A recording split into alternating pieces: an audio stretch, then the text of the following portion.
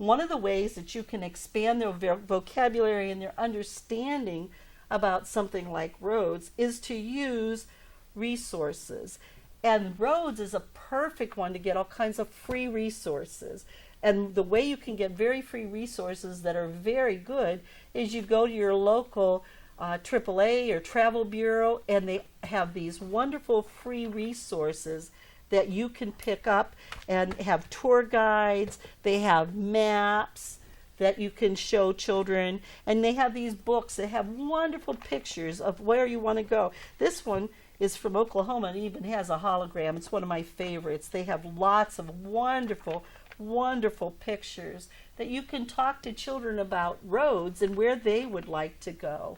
And you can invite families to become involved in your study by sending in pictures of roads and where they've been, and or travel places, and talk about that. And this is a real good conversation starter to talk about roads and traveling. And you can even tell the stories of when you traveled, if you did, with your family when you were a little child, because children love to hear those stories, or even talk to them and have stories about where you would like to go now. But there are lots of free resources available for you this kind of way in hard form. And then obviously there are all kinds of things that you can print off the internet. And this is another one. This one I Googled, and it was lots of fun for me. So then I talked to children about it. Was the most dangerous roads in the world, and they literally look like they're driving off the cliff.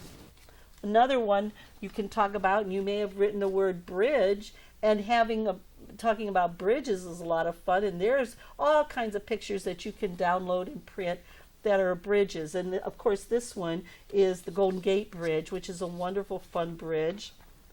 I also printed out a street that is very wavy and curvy, and this is Lombard Street in San Francisco. And if you've ever had the opportunity to drive down that, it's quite fun, but you have to be very careful because it is very windy and bendy. And then you can ask children why you think they had to do that. Why did they have to make the street that way?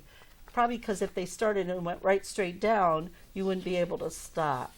So there's all kinds of streets and lanes and highways that you can print out. This is a copy of a highway that intersects, and you don't even hardly know where people are going. It's so hard to navigate.